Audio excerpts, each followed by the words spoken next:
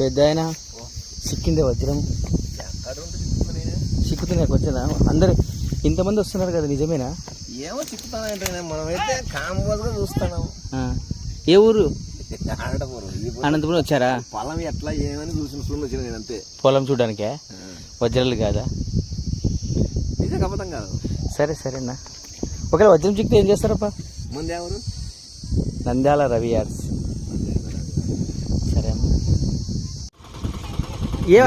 కిందకి ఎందుకు పరిగెత్తుకుంటూ వస్తున్నారో తెలుసా? యాడా?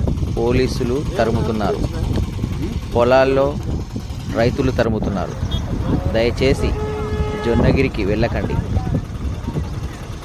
వెళ్ళి మీరు మీ డబ్బులు అన్నీ వృధా చేసుకోకండి.